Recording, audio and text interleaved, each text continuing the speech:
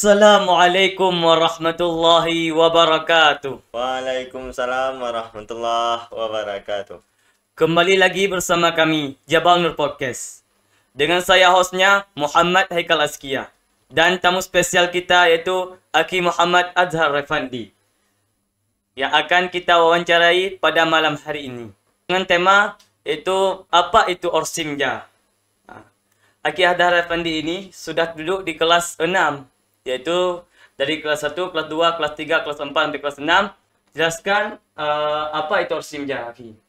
Sebelum itu, Ana memperkenalkan diri Ana terlebih dahulu. Nama Ana Muhammad Azhar Refandi. Ana sekarang menjabat sebagai Ketua Umum Orsimja Masa Bakti tahun 2023 atau 2024, yang sesuai dengan tema kita pada acara podcast malam ini. Apa sih yang dimaksud dengan Orsimja? Orsimja. Jadi Orsimja itu merupakan organisasi yang ada di daerah Jabal Nur, yang tugasnya itu sebagai penegak peraturan di daerah Jabal Nur. Nah, jadi organisasi inilah yang mengatur segala sesuatu yang ada pada diri santri di keseharian mereka, dari mereka bangun tidur sampai mereka tidur kembali.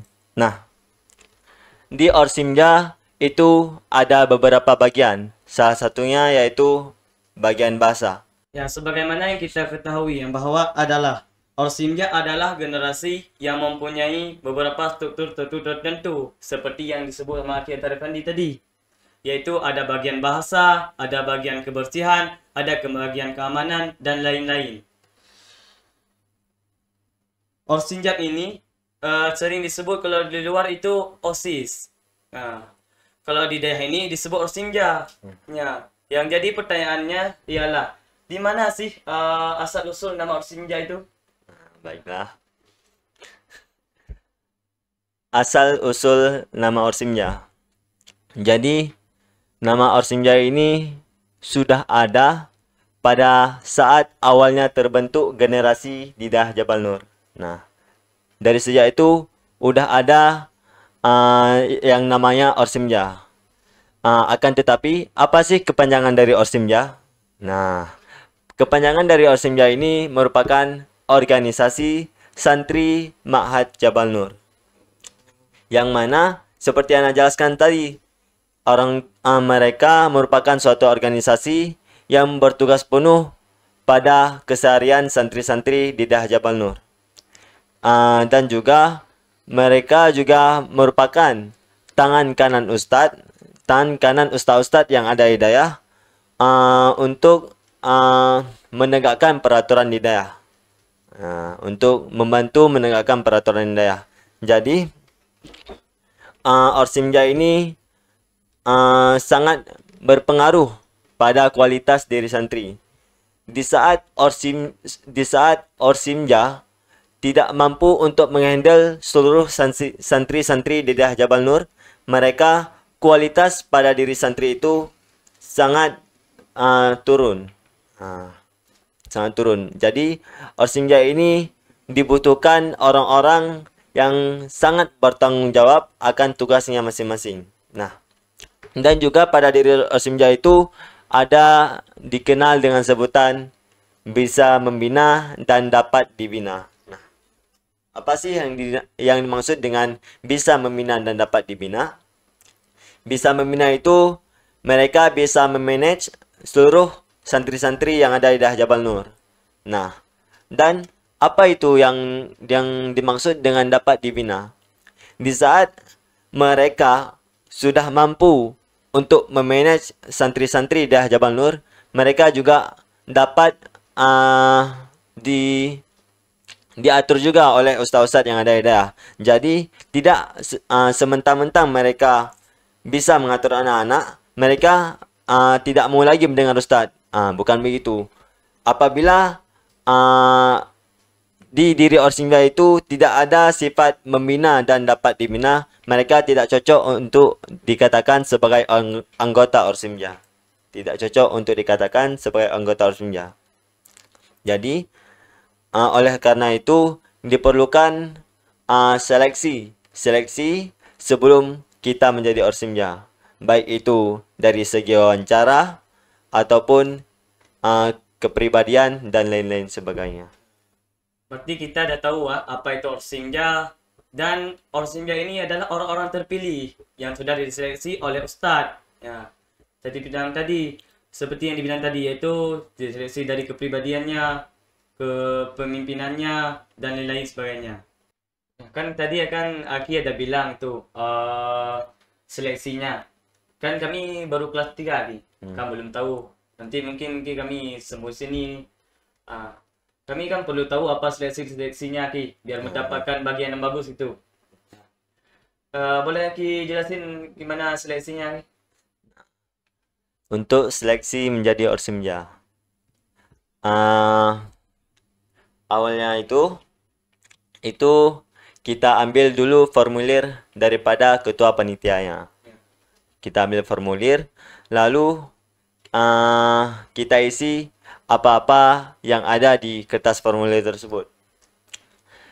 Setelah itu nanti ada ujian tulis. Nah, ujian tulis itu ada di situ soal bahasa Arab, soal bahasa Inggris, PKN, bahasa Indonesia, dan lain-lain sebagainya. Nah, itu tahap pertama pada seleksi Orsimja. Tahap kedua itu ada sesi wawancara. Nah, di wawancara inilah dites gimana kepribadian kita.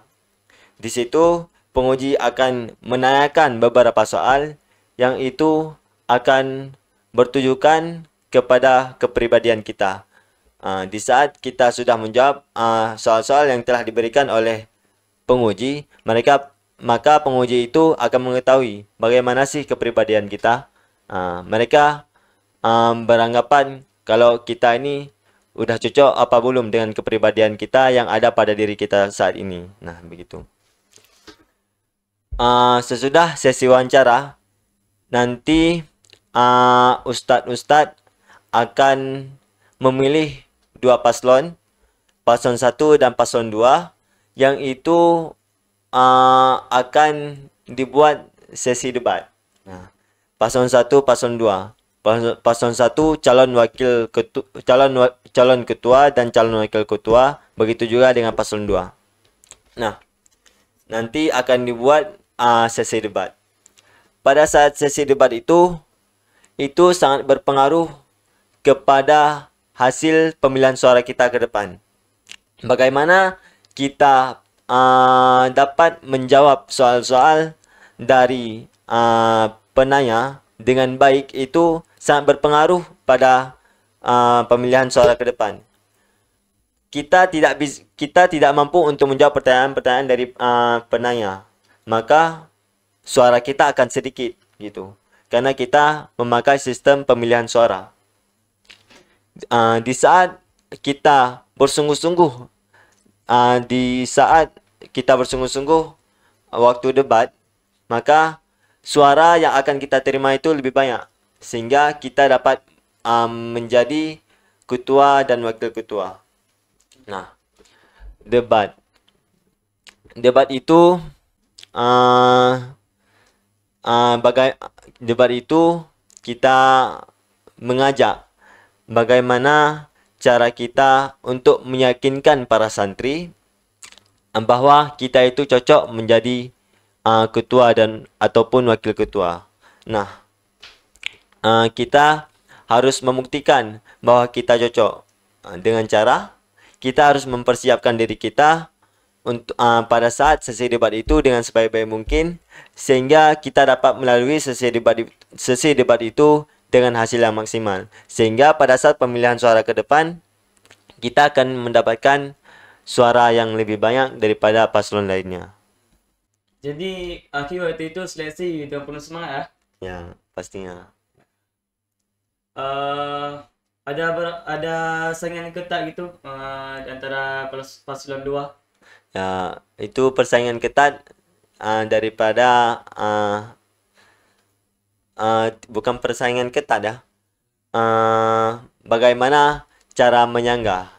Gitu. Di saat sudah kita jawab pertanyaan dari penanya dan paslon 2 menyanggah apa pernyataan kita, maka disitulah kita berpikir keras untuk menaklukkan, istilahnya itu menaklukkan si paslon 2 ini. Bagaimana cara kita menutup mulut mereka bahwa apa yang kita jawab itu merupakan jawaban yang benar. Nah, juga tergantung kepada santri-santri. Ada beberapa santri yang lebih memilih aki-aki ini, mungkin karena aki-aki ini lebih dekat dengan mereka. Akan tetapi itu merupakan mindset yang sangat buruk. Mengapa demikian? Kita memilih aki-aki yang mungkin kita anggap kita dekat dengan mereka. Tetapi pada diri aki-aki itu, mungkin aki-aki itu tidak sanggup ataupun belum sanggup untuk bisa menjadi pemimpin yang baik. Ya. Mungkin apabila mereka terpilih paslon 2 ini terpilih sebagai ketua dan wakil ketua dan mereka mungkin belum siap, tetapi suara mereka lebih banyak daripada paslon 1. Itu sangat berdampak pada kualitas diri santri. Seperti yang sudah Hana sampaikan tadi, bahwa pemimpin sangat berpengaruh penting terhadap kualitas diri santri. Jadi akhir ini ketat ya persaingannya. Ya, sangat ketat. Jadi akhir ini sampai kepilih jadi ketua umum dan wakil umum tuh gimana Aki? Apa Aki dekat sama muridnya, sama santrinya, atau Aki ada cara-cara lain tuh jadi ketua umumnya? Untuk jadi ketua umum, kita harus tanamkan dalam diri kita itu suri teladan. Di saat pada diri kita itu sudah ada contoh teladan, maka santri-santri akan menganggap bahwa kita itu lebih cocok untuk menjadi pemimpin daripada orang lain. Nah, juga pada saat sesi debat tadi, ya, sesi debat itu sangat berpengaruh. Ana dan wakil Ana itu sangat mempersiapkan untuk bahan-bahan debat. Sangat mempersiapkan itu. Maka di saat debat itu sedang dimulai, kami itu penuh dengan persiapan sehingga kami mampu melewati sesi debat itu dengan rekod yang baik, dan alhamdulillah kami terpilih sebagai ketua dan wakil ketua umum.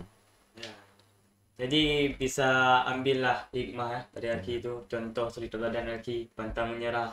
Ya. Pernah gak Aki kepikiran itu untuk jadi ketua umum sebelum jadi menodoma waktu santri-santri dulu Ki? Jujur, saat Ana duduk di kelas 1, Ana itu sangat ingin masuk ke dalam organisasi dan berkeinginan untuk menjadi ketua organisasi. Itu pas masih kelas 1, karena Ana lihat pas waktu itu ketua organisasinya itu keren. Untuk jadi kalau kita jadi ketua organisasi itu keren. Nah, oleh karena itu Ana juga termotivasi daripada ketua organisasi yang dulu untuk menjadi suri teladan untuk dapat menjadi suri teladan kepada orang lain. Oleh karena itu, Ana mempersiapkan diri Ana dari sejak kelas 1 MTS hingga saat ini untuk benar-benar bisa menjadi suri teladan. Nah, alhamdulillah pada saat pemilihan ketua dan wakil ketua, alhamdulillah pada saat waktu itu Ana yang terpilih sebagai ketua. Ini merupakan Ana sangat bersyukur karena apa yang Ana inginkan dari waktu pertama Ana masuk ke Daerah Jabal Nur itu semua tercapai dengan baik. Dari Aki menjabat dari pas dilantik jadi ketua umum dan Aki terpilih jadi ketua umum, ada apa aja perkembangan dari generasi 16 sendiri? Perkembangan dari generasi anak. Jadi perkembangan yang sudah kami dapatkan, yang sudah kami rasakan saat menjadi Orsimja angkatan ke-16 ini, dari berbagai bidang itu, salah satunya yaitu bagian bahasa. Yaitu kami mampu untuk melahirkan bahasa asing, bahasa Arab dan bahasa Inggris pada diri santri dengan baik. Dalam artian, santri-santri mampu untuk menguasai bahasa Arab dan bahasa Inggris. Adapun bahasa ini merupakan salah satu program dakwah yang sangat penting. Karena kita ingat kepada perkembangan zaman bahwa bahasa itu sangat diperlukan untuk kedepannya. Nah, alhamdulillah pada Orsimja angkatan ke-16 ini kami mampu untuk melahirkan bahasa asing kepada diri-diri santri. Dan juga alhamdulillah pada saat kami menjabat, ini merupakan satu kebanggaan bahwa daerah Jabal Nur mendapatkan akreditas A+. Ini merupakan satu kebanggaan untuk kita semua dan dapat memotivasikan diri kita untuk menjadi lebih baik ke depannya. Ki, untuk mendapatkan akreditas A+ itu apa hanya di bagian bahasa saja yang harus dikembangkan itu? Tentu saja tidak di bagian bahasa aja. Itu ada dari bidang kebersihan, keamanan, sarana dan prasarana, pengajaran, itu semua akan dinilai. Oleh karena itu, kami berkomitmen untuk menjalankan semua kerja kami dengan ikhlas dan sepenuh hati demi kemajuan dan perkembangan daerah Jabal Nur ini. Berarti banyak ya hasil perkembangan dari daerah Jabal Ya, Nur alhamdulillah sangat banyak. sampai mendapat akreditas A+.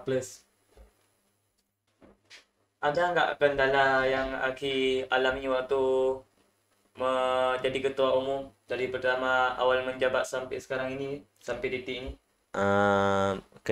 Mungkin kendala itu pada anggota-anggota Orsimja ya. Mungkin kendala itu dari anggota Orsimja, kadang mereka kelalaian terhadap tugas mereka. Dan Ana sebagai ketua, tugas Ana itu menegur mereka supaya mereka tidak lalai dan bekerja sesuai dengan tupoksi mereka. Mungkin itu salah satu kendala yang mana dengan kelalaian itu santri-santri tidak terarah. Dan Ana berkewajiban untuk menegur mereka dan menyampaikan kepada mereka bahwa kita harus ingat apa-apa yang sudah menjadi tanggung jawab pada diri kita. Di saat tanggung jawab udah ada pada diri kita, maka kita harus menjalankannya. Jikalau kita meninggalkan tanggung jawab itu, maka kita tidak siap untuk menjadi pemimpin. Pemimpin yang siap itu pemimpin yang sadar akan tanggung jawabnya dan tidak bermalas-malasan. Dengan kata lain, pemimpin yang bermoral ya. Ya. Terima kasih Ki atas penjelasannya. Bolehkah Ki kami meminta motivasi untuk jadi pemimpin yang bermoral seperti Aki Adhar Effendi? Baiklah, motivasi.